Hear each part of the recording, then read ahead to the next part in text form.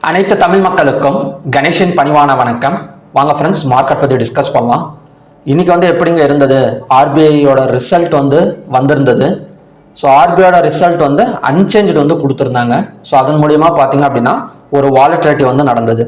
So bank Nifty எல்லாம் நமக்கு open ஆன இடத்துல இருந்து ஒரு 54,870 போயிட்டு அங்கேருந்து பார்த்தீங்க அப்படின்னா ஒரு 700 பாயிண்ட்ஸ் டவுன் ஆகி மறுபடியும் ஏறி இருக்கு. ஒரு வாலட்டிலிட்டி ஃப்ரைடே அப்படிங்கிற மாதிரி நாம் எடுத்துக்கலாம். ஓகேங்களா? இது மண்டே கண்டினியூவேஷன் ஆகுமா அப்படின்னு பார்க்கறதுக்கு முன்னாடி நம்ம ஒரு சில நியூஸஸ் அண்ட் டேட்டாஸ் பார்த்துட்டு வந்துடலாம். First RBI repo rate. RBI repo rate unchanged, அதாவது இதுக்கு முன்னாடி 5.25% இருந்தது. அதில் எந்த ஒரு மாற்றமும் இல்லை, இது அப்படியே கண்டினியூவேஷன் தான் ஆகும் அப்படிங்கிற மாதிரி சொல்லியிருந்தாங்க. ஸோ இதுக்கு முக்கியமான ரீசன் நமக்கு தெரியும். இந்தியாவிலேயே ஆல்ரெடி பார்த்தீங்க அப்படின்னா நிறைய பிரச்சனைகள் போயிட்டு இருக்கு. இதில் ரெப்போ ரேட் கட் வேற அவங்க கட் பண்ணிட்டாங்க அப்படின்னா ஸோ இன்னமும் வெளிநாட்டு முதலீட்டாளர்கள் வருவாங்க. பட் இங்கே பணம் பத்தாமல் போயிடும். ஓகேங்களா? அதனால இருக்கிறதே போதும், ஏற்றவும் வேணாம் இறக்கவும் வேணாம், அப்படியே இருக்கட்டும் அப்படிங்கிற மாதிரி அனௌன்ஸ்மெண்ட் பண்ணியிருக்கிறாங்க. ஓகேங்களா?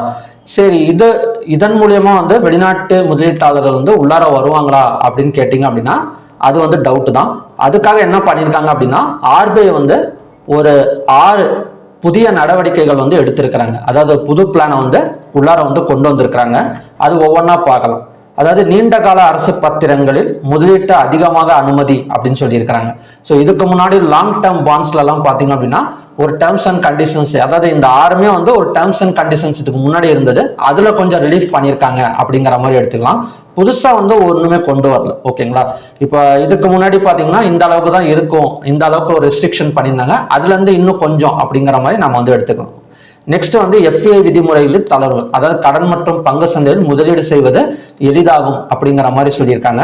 நெக்ஸ்ட் என்ஆர்ஐஸ், அதாவது என்ஆர்ஐ இந்தியாவில் முதலீடு பண்றதுக்கான நிறைய ரிலீஃப் கொண்டு வந்திருக்கிறாங்க. ஸோ அது மட்டும் இல்லாமல் நெக்ஸ்ட் டெபாசிட்டுகளுக்கு ஆதரவு, அதாவது வெளிநாட்டுல இருந்து நாணய டெபாசிட்டுக்கு, கரன்சி டெபாசிட்டுக்கு ஸோ நிறைய ஆதரவு தர மாதிரி பிளான்ஸ் எல்லாம் கொண்டு வர போறோம் அப்படிங்கிற மாதிரி சொல்லியிருக்காங்க.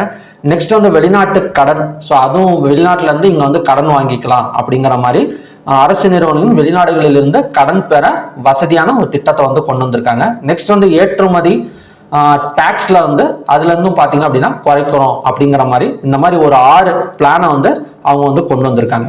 ஸோ இந்த பிளானை கொண்டு வந்ததற்கான ஒரு முக்கியமான ரீசன் எப்படியாச்சும் ரூபாயை கொஞ்சம் ஸ்ட்ராங் வந்துடாதா அப்படிங்கிற ஒரு காரணத்துக்காக தான் இதை கொண்டு வந்தாங்க. அதாவது இதுக்கு முன்னாடி நேற்று எஸ்டர்டேவே ஒரு நியூஸ் கொடுத்துருந்தாங்க.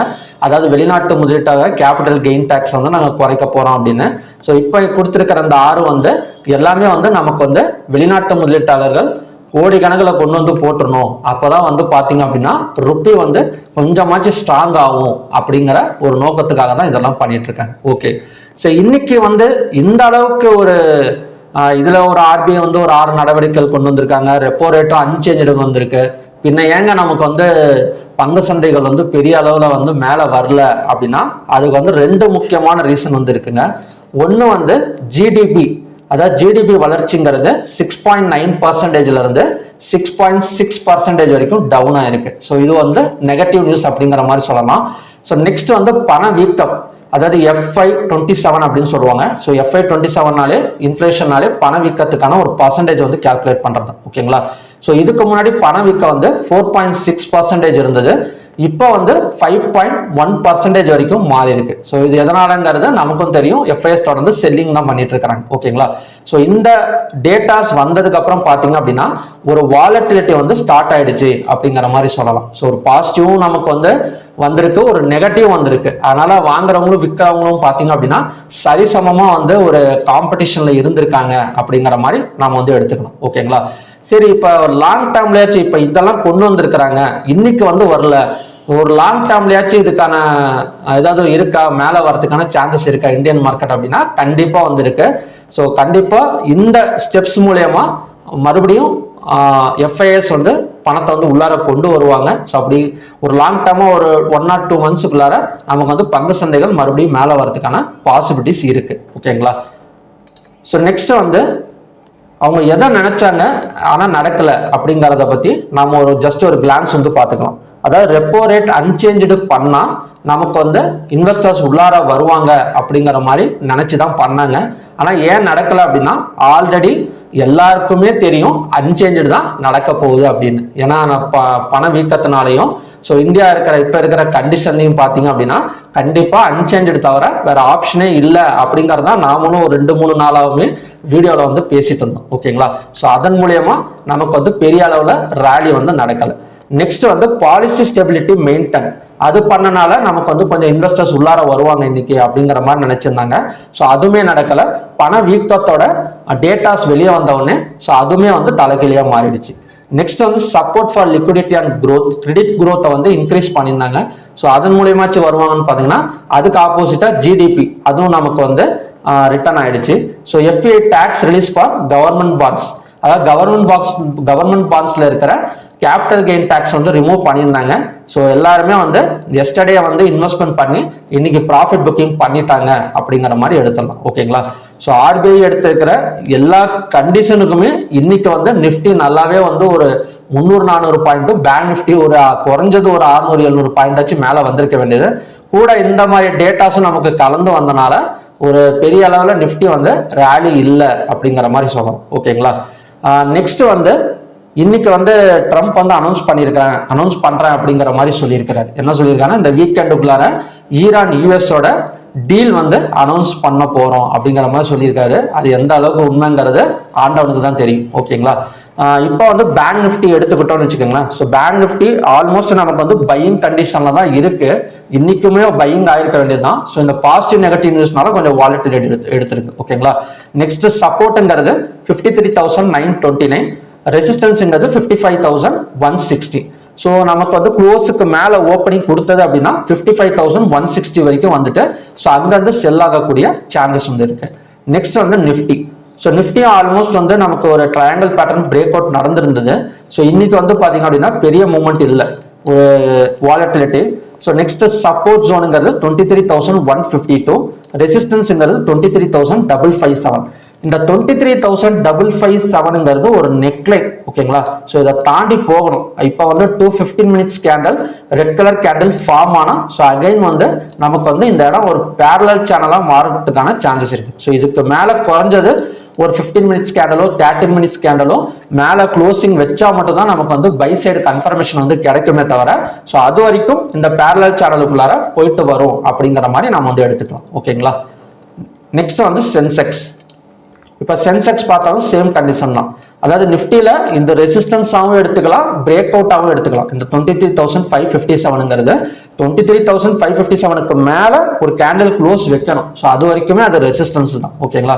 ஸோ சென்செக்ஸும் அதே மாதிரி தான். 74,722ங்கிறது நமக்கான ரெசிஸ்டன்ஸ் ஜோன், இதுவும் பிரேக் அவுட் தான். ஸோ நெக்ஸ்ட் சப்போர்ட்டுங்கிறது 73,813. ஸோ நமக்கு என்னதான் ரெசிஸ்டன்ஸ் எடுத்துட்டு கீழே வந்தாலும் அடுத்தடுத்த சப்போர்ட் ரெடியா இருக்கு, அதுக்கு தகுந்த மாதிரி நியூஸஸும் இருக்கு அப்படிங்கிற மாதிரி நம்ம எடுத்துக்கலாம். ஓகேங்களா? நெக்ஸ்ட் வந்து fin Nifty. So fin Nifty almost வந்து ரெசிஸ்டன்ஸை டச் பண்ணிட்டு கீழே வந்திருக்கு. ஸோ ஃபின் நிஃப்டிக்கு மட்டும் ஒரு டபுள் டாப் ரெசிஸ்டன்ஸ் கிடைச்சிருக்கு 25,308. ஸோ இன்னைக்கு ஹையெல்லாம் கிராஸ் பண்ணி ஒரு கேண்டில் மேலே க்ளோஸ் வச்சாதான் ஸோ கண்டினியூவா பை ஆகுமே தவிர ஃபின் நிஃப்டியை பொறுத்த வரைக்கும் ஒரு டபுள் டாப் ரெசிஸ்டன்ஸ் கிடைச்சிருக்கு 25,308ல. ஸோ நெக்ஸ்ட் சப்போர்ட் ஜோனுங்கிறது 24,709. ஓகேங்களா? So mid cap Nifty. So mid cap Nifty நான் ரொம்ப எதிர்பார்த்துட்டு இருக்கேன், இருந்தாலுமே பிரேக் அவுட் வந்து ஃபெயில் தான் இருக்கு. ஸோ எஸ்டர்டே வந்து என்ன சொல்லியிருந்தேன் அப்படின்னா நமக்கு வந்து 14,258 எல்லாம் பிரேக் அவுட் நடந்துருச்சு, கண்டிப்பா வந்து ஒரு பை எடுக்கிறதுக்கான சான்சஸ் இருக்கு அப்படிங்கிற மாதிரி பார்த்துருந்தோம். பட் பிரேக் அவுட் வந்து ஃபெயில் ஆயிருக்கு. எக்ஸாக்டா சப்போர்ட் ஜோன்ல தான் நிற்குது. நெக்ஸ்ட் சப்போர்ட்டுங்கிறது 14,102. ஸோ பிரேக் அவுட் ஃபெயில் ஆயிருக்கனால நெக்ஸ்ட் ரெசிஸ்டன்ஸ்ங்கிறது 14,258. ஓகேங்களா? ஸோ இதுதான் பார்த்தீங்கன்னா இன்னைக்கான கண்டிஷன்ஸ். இந்த ஆர்பிஐ பண்ண நல்ல காரியத்தினால என்ன ஒரு நடந்திருக்கு அப்படின்னா ருப்பி வந்து ஸ்ட்ராங் ஆயிருக்கு, சும்மா கிடையாது. ஏன்னா இந்த அளவுக்கு வந்து ஒரு ஆக்ஷன் எடுக்கிறப்ப ருப்பி கொஞ்சம் கூட அசைலன்னு வச்சுக்கோங்களேன், அது ரொம்ப ஒரு இதாக போயிடும். அதனால ருப்பி வந்து ஆக்ஷன் எடுத்திருக்கு. கிட்டத்தட்ட 0.88% வந்து நமக்கு வந்து நெகட்டிவ் தான் வந்திருக்கு. ஸோ கண்டிப்பா ஒரு மண்டே இது இன்னும் கண்டினியூ ஆனது. இப்போ ஆல்மோஸ்ட் வந்து 0.88ல இருக்கு. மறுபடியும் பார்த்தீங்க அப்படின்னா ஒரு 1%, 1.5% எல்லாம் இறங்குது அப்படின்னா இன்வெஸ்டர்ஸ் வந்து எதிர்பார்க்கலாம் உள்ளார. நெக்ஸ்ட் வந்து இந்தியா விக்ஸ் இன்னமும் வந்து நியூட்ரலா தாங்க இருக்கு, பெரிய அளவில் வந்து ஒரு மூவ்மெண்ட் வந்து இல்லை. இந்தியா விக்ஸை பொறுத்த வரைக்கும் கிரீட் அண்ட் ஃபியர் கலந்த மாதிரி தான் நமக்கு வந்து இந்தியா விக்ஸோட வேல்யூ வந்து வந்துட்டு இருக்கு. ஸ்டாக் ஹீட் மேப் எடுத்துக்கிட்டோம் அப்படின்னா ஐடி செக்டார் கொஞ்சம் சப்போர்ட் பண்ணலாம். பட் ஐடி செக்டாரை ஃபுல் அண்ட் ஃபுல் போட்டு செல்லிங் அடிச்சிட்டு இருக்காங்க. இன்னும் ஒரு 3 நாள் என்னமோ வந்து ஐடி செக்டார் கொஞ்சம் மேலே வந்தது. அதுக்கப்புறம் பார்த்தீங்க அப்படின்னா நமக்கு ஃபுல் அண்ட் ஃபுல் டவுன் அப்படிங்கிற மாதிரி சொல்லலாம். ஸோ ஐடி செக்டாரோட சார்ட் வந்து காட்டலாம், தப்பு கிடையாது. ஏன்னா ஸ்டாக்ஸோட இதுதான் காட்டக்கூடாது அப்படிங்கிற மாதிரி சொல்லியிருக்கிறாங்க இன்ஃப்ளூயன்சர்ஸ். இப்போ வந்து பார்த்தீங்கன்னா ஐடி செக்டார் நமக்கு வந்து எந்த மாதிரி பேட்டர்னில் இருக்குன்னா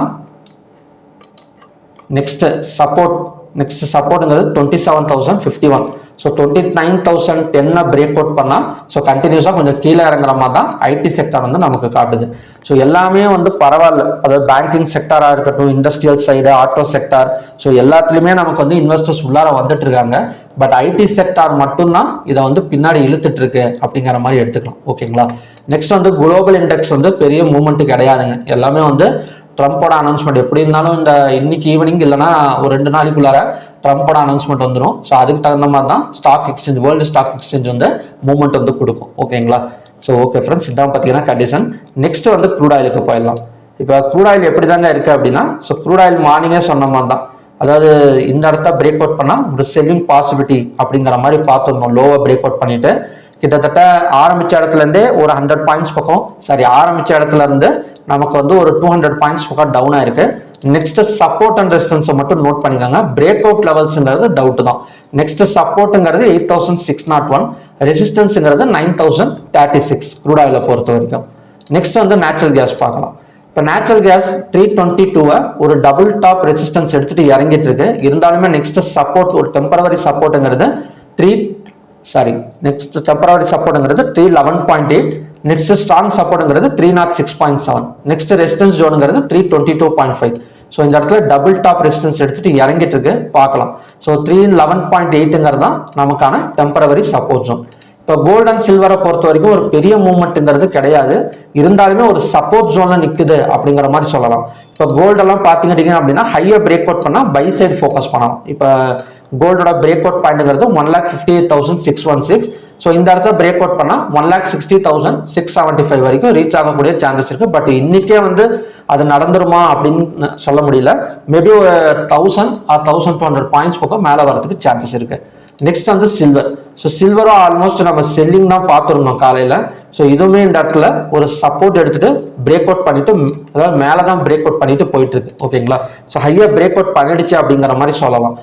ஒரு பை சைட் கன்ஃபர்மேஷன் கொடுத்துருக்கு. ஸோ இதோட டார்கெட் மேபி ஒரு 2,000 to 3,000 பாயிண்ட்ஸ் பக்கம் ஒரு அப்சைட் வந்து நம்ம வந்து எக்ஸ்பெக்ட் பண்ணலாம் சில்வரை பொறுத்த வரைக்கும். ஸோ ஓகேங்களா. ஸோ ஓகே ஃப்ரெண்ட்ஸ், இதுதான் பார்த்தீங்கன்னா ஈவினிங் கண்டிஷன்ஸ். பார்க்கலாம். சண்டே வீடியோவில் நான் வீக்லிக்கான சப்போர்ட் அண்ட் ரெசிஸ்டன்ஸும், ஸோ அதுக்கப்புறம் ஒரு சில நியூஸஸை பற்றி டிஸ்கஸ் பண்ணி ஒரு வீடியோ போடுவேன். ஸோ அதுவுமே வந்து மறக்காமல் வந்து வாட்ச் பண்ணுங்க. ஓகேங்களா. So next 5 days online class வந்து நெக்ஸ்ட் கமிங் June 8 வந்து ஸ்டார்ட் ஆகுது. மார்னிங் பேட்ச், ஈவினிங் பேட்ச் இருக்கு. ஸோ உங்களுக்கு டீட்டெயில்ஸ் தெரியணும் அப்படின்னா வீடியோ டிஸ்கிரிப்ஷனில் வாட்ஸ்அப் நம்பர் கொடுத்துருங்க. ஸோ அதுக்கு மெசேஜ் பண்ணி டீட்டெயில்ஸ் கேட்டு தெரிஞ்சுக்கோங்க.